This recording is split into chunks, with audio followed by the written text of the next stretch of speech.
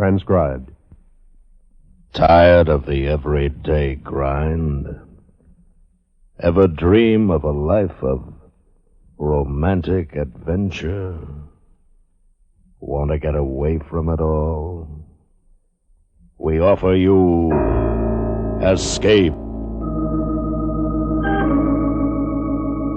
Escape, brought to you tonight by Plymouth, with exciting news about a $25,000 contest and a brand new 54 high-style Plymouth, coming Thursday.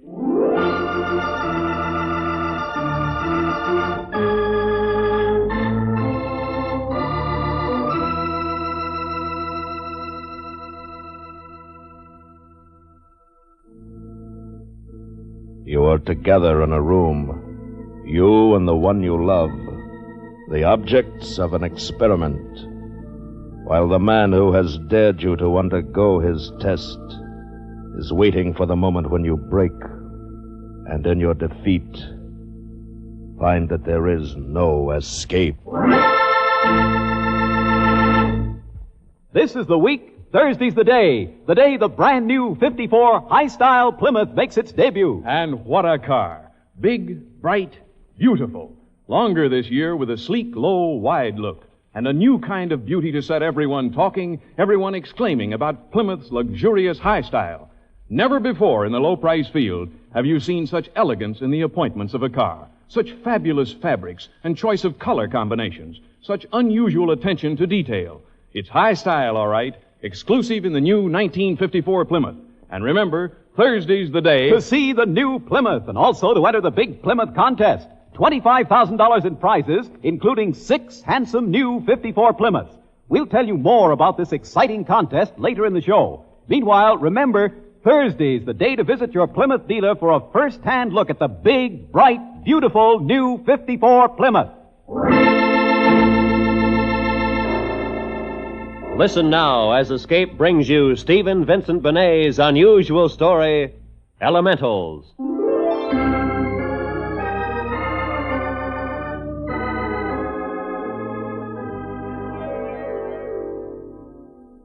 I sometimes think of it. Not often, because it's too frightening. But just sometimes. It's a thing that you'd never believe could have happened. But it did. When I look across the room at Kathy, I remember that time not too long ago. The night it started. That was the real beginning.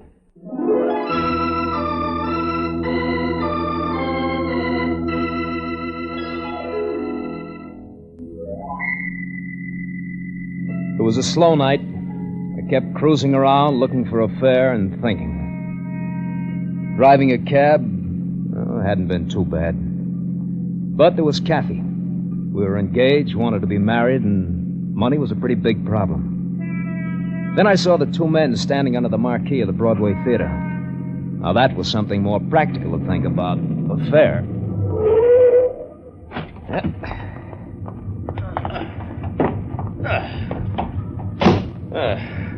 Eastwood Club, 40th Street. Yes, sir.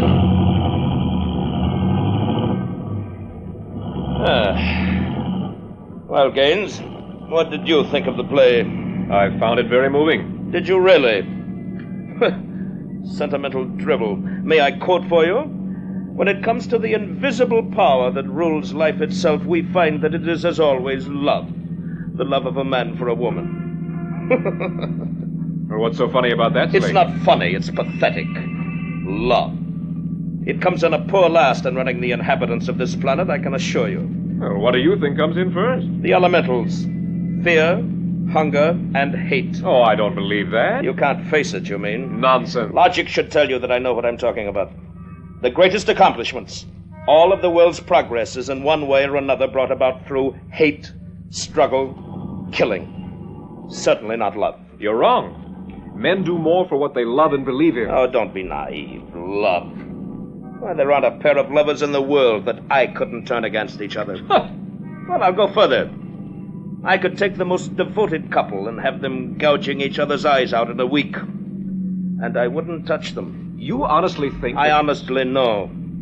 Of course, it would have to be an average man and woman. Him, for example. Who? Cabby, Yes, sir? have you heard what we've been talking about?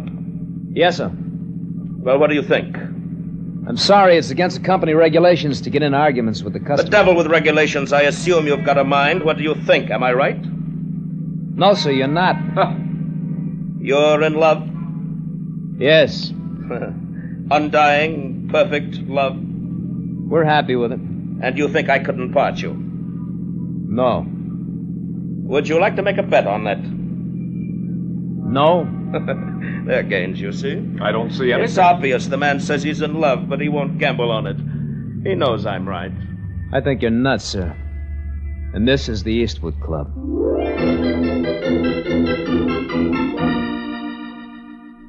I'll say this for him. He gave me a buck tip. And I'll say something else for him. He didn't belong in this century. That's what I told Kathy when I got off. And then we forgot about it. Until one evening a week later when I got a call at the garage. Mr. Davis Latimer. Speaking. How do you do, Mr. Latimer? This is John Slake. You do remember. You drove me to the Eastwood Club last week. We had a slight discussion about love. Yeah, I remember all right. How did you get my name? I took the trouble of noting down your cab number and checking with your company. I see. Well, what can I do for you, Mr. Slake? I'm on my way out to work and Well, Mr. Latimer, I shall come immediately to the point then. I'm a rich man, Latimer, and I'd like to make you an offer. One you won't wish to turn down. What kind of an offer? Well, I'd rather discuss that in person. Will Sunday afternoon be convenient? What kind of an offer? Oh, you're suspicious, Mr. Latimer. Yeah, that's right. Very well. My offer has to do with money. Money for you. A good deal of it. And I assure you that you will have to do nothing which will in any way compromise your high moral principles. Look, mister, this is your idea of it. I'm extremely serious. If you will call at my house on Sunday afternoon, you will find it to your advantage. However, there is one point. I wish you to bring your young lady with you. I don't know. Think it over, Mr. Latimer. I'm sure you're a sensible man, and believe me, my offer is no joke. My address is 490 Park. You will think it over, won't you? I'll talk to her about it. Good, good. I look forward to seeing you both on Sunday.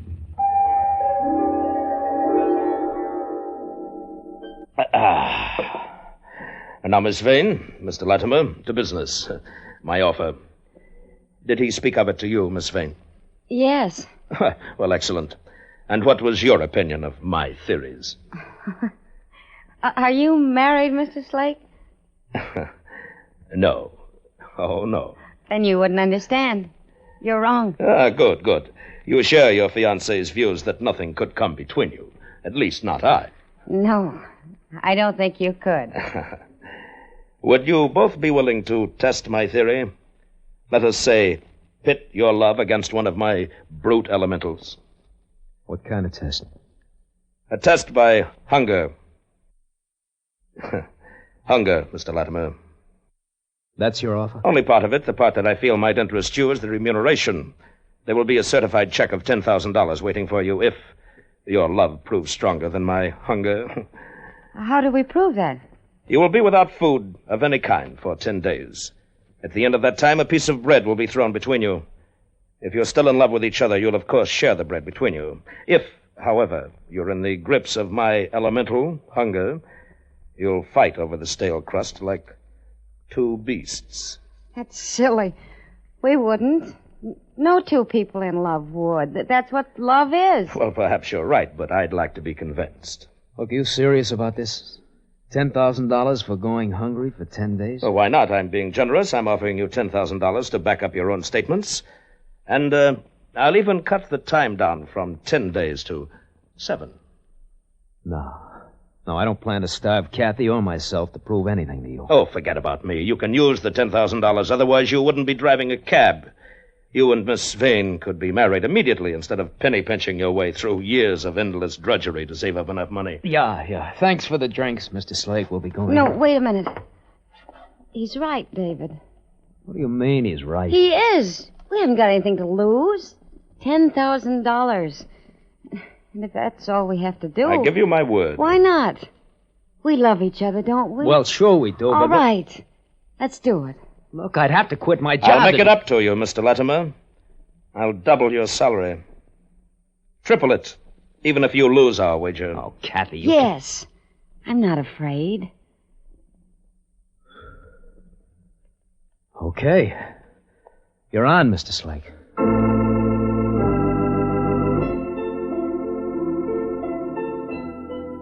During the next few days, it was all arranged. The experiment was to run from Monday through Sunday midnight. Kathy and I were put in a large room in the upper story of Slake's mansion. We were always visible through large glass doors. There was an iron cot and mattress at each end of the room, a table, some chairs, and that was about all. At 12:01 Monday morning to the minute, Slake came in to issue his last instructions as our 7 days of starvation began. I have provided you with sanitary facilities on all the running water you want. However, I'm afraid you must do without soap or toothpaste. Unfortunately, they are edible. My apologies, Miss Vane. Lipstick and rouge are also forbidden for the same reason. What about reading? Books, magazines? I'm afraid not. You would find the pages too tasty to resist as time passed. The same applies for pencil and paper. Any other questions? No, I guess not. Very well. You understand that no matter how you beg, plead, scream, or cry out, you will not be given food for the next 168 hours. Is that clear? Yeah, it's clear. Well, I wish you luck, then.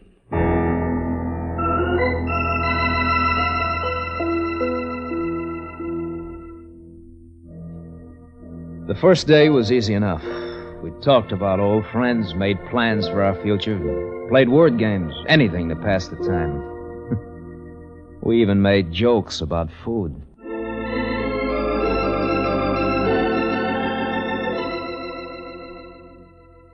The hunger pangs didn't come until the middle of the second day. They came in suddenly with the sharpness of iron teeth, biting hard into your stomach and letting go, and then biting again. Both of us felt it. Are you all right, Dave? Yeah, you? Oh, of course. You're not sorry we started this thing? No. No, of course not. $10,000, I can take it for a week if you can. A week? That's not long, is it? Besides, it's only 6 days now. As the day wore on, the hunger pains grew worse. The iron teeth jabbed into my stomach harder and harder. And in between, all I could think of was food. Winter breakfast in the country. Hotcakes, golden, puffy, a huge warm pile of them browned in yellow syrup. Roast beef, thick slices, real thick and rare.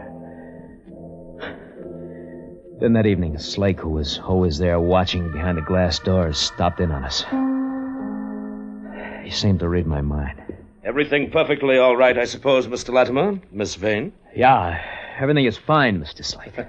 Oh, how charming. You are admirable guests indeed. You make so little demands on one's hospitality. You know, I wished for you at dinner this evening. I really wished for you. Did you, Mr. Slake? Yes. The bisque had a trifle too much whipped cream for my taste, but the fish... Well, the fish was perfection. Baked bluefish, you know. And the roast... Cut it out! Oh? Oh, forgive me. I didn't realize my elemental had already begun to touch you. Don't worry. You're not going to win. Well, perhaps not. But a similar test was attempted in the 16th century by a Prince Alessandro on a devoted couple in his court. The results were most interesting. Yeah, I'll bet. Yes, really. They tore at each other's flesh. Tangled themselves into such a horrible knot that Alessandro's men could hardly get them apart. That's how strong their love was, Mr. Latimer.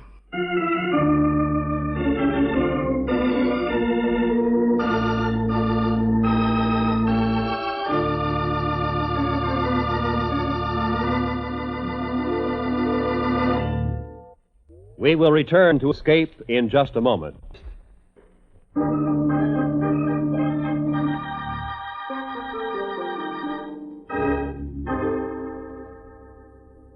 On the third day, the hunger pangs were no longer sharp jabs. Now it was a constant, violent, gnawing, nibbling feeling inside. There was a pulling ache deep in my head as if someone were jerking my brain from its socket with an ice hook. And I know she was feeling just as badly. We tried to talk to each other, but we'd already said everything there was to say 5 times over. She tried to cheer me up, but her voice suddenly had a whine to it that was driving me out of my mind. Everything was driving me mad. I couldn't think straight anymore. Dave? What? Tell me about that time you ran away from home. You've heard it 100 times. I'd like to hear it again.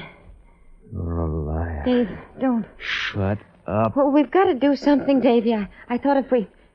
Look, why don't we count the bluebirds on the wallpaper? You know, I found a new way of counting them. If I start from the side, I can get 22 bluebirds to each wall instead of 21. I don't want to count bluebirds. You must. Stop whining at I me. know. Mark off the room. That's fun. I've marked it off 1,000,000 times. 1,000,000 times.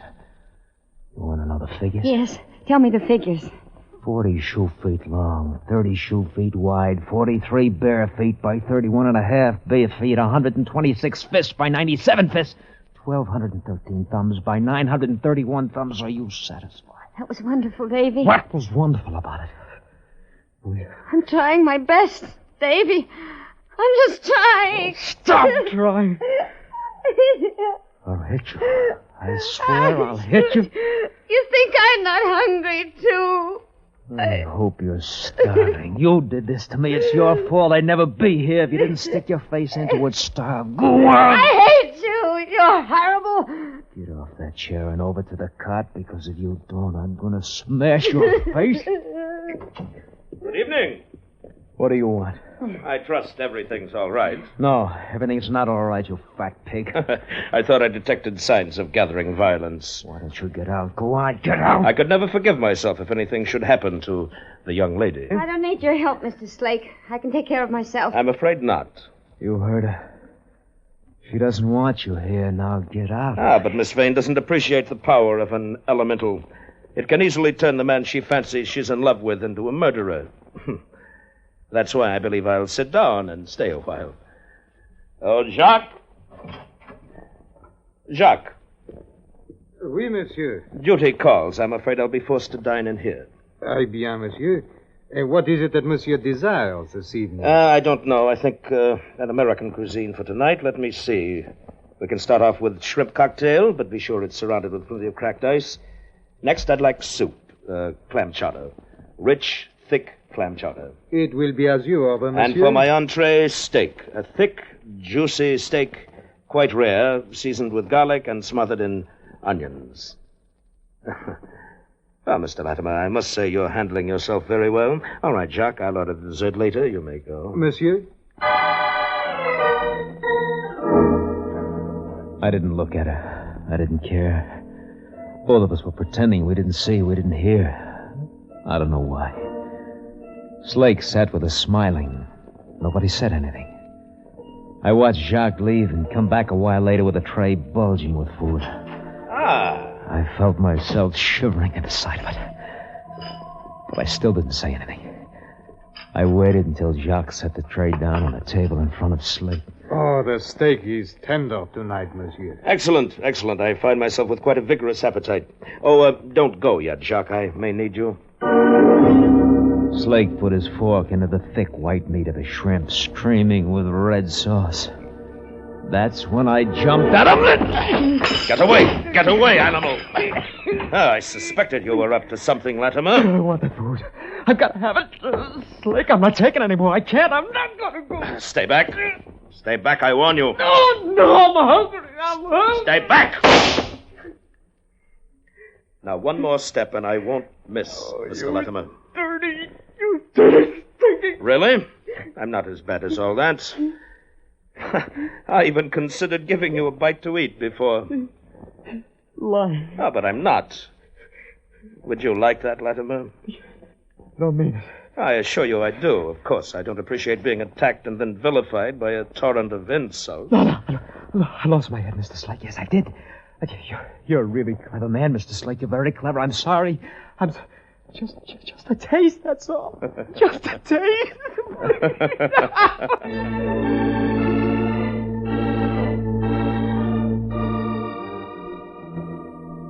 don't remember how long I cried. When I stopped, my mind was all right again. For a minute, anyway. I saw Kathy lying in the other cot at the far end of the room. She was sobbing. It was a sad sound. I remembered what I'd done. I hobbled over to her cot. Kathy. Don't hurt me. Please don't hurt me. I don't want to hurt you, darling. You're not angry, Dave? I didn't know what I was saying before. I can't be angry with you, darling. I love you. Dave. I'm sorry. I'm hungry.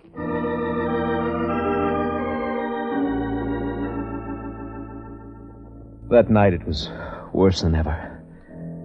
It was a nauseous, heavy hunger that nagged, wouldn't let go. I drank gallons of water. I poured the useless, flimsy stuff down my throat until I choked, but I got no relief. None at all. Morning finally came. That was worse yet. The dizziness set in. I tried to get up. The floor kept falling away. I had rubber legs. I found myself getting angry at a crease in the carpet at my untied shoelace. I managed to get to one of the chairs in the center of the room. I can't tell you what for.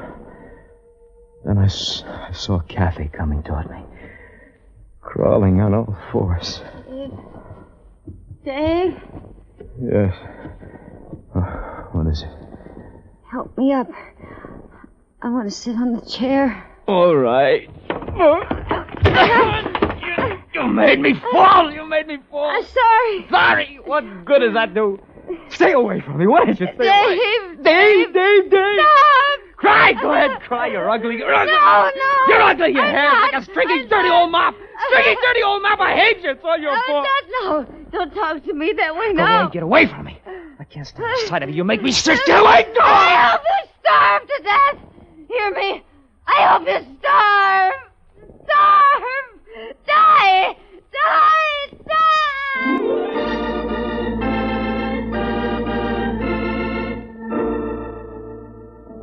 I lost all track of time. It may have been 5 days, 6. I don't know. I heard strange sounds that were part of me but seemed to come from outside as well. I also remember crawling. There was a squawking voice that came from my chest but didn't sound like me, that kept talking to itself. I'll have more cream. Yes, sugar too. And potato, please. Lots of potato. French fried. No. Lamb chops today, steak tomorrow. Bacon, well done. I'm hungry. You want to be horsewhipped for this, Slake? I don't want any sermons, Gaines. Are you ready to witness the test? Yes. Let's get it over with, for heaven's sakes. All right. Now watch. All right, get up. There, between you. The food is there on the floor. Get up! I saw it. The bread on the floor. A tiny dot, far out in space. Painfully, I slid down from the couch. On all fours, I slowly pushed forward. I noticed a woman on the other side of the room, lying on her cot staring at me and at the bread. She tried to get up, but couldn't. I wondered who the strange, skinny woman was. I finally reached the bread. I touched it shyly.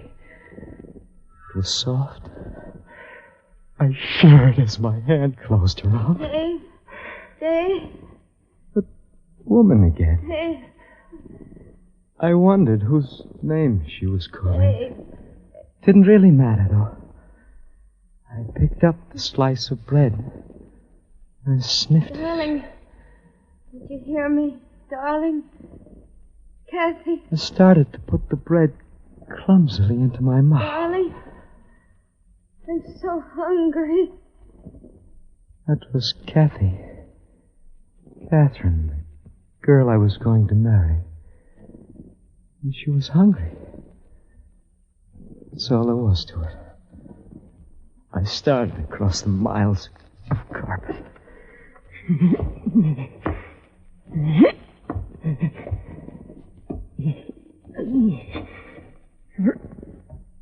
Bread. Bread. You waited. You first. You're hungrier. No. I love you. It's for you. I love you. Gaines, get them out of here. Give them the money and get them out of here. Hurry up! And get these babies out of my sight.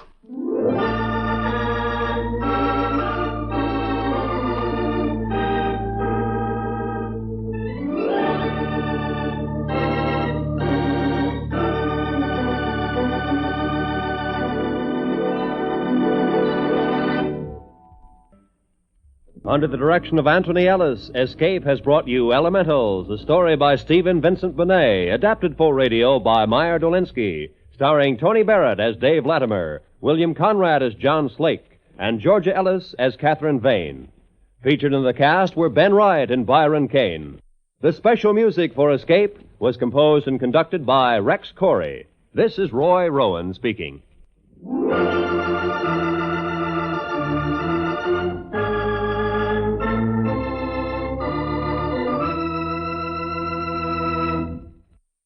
Escape, transcribed.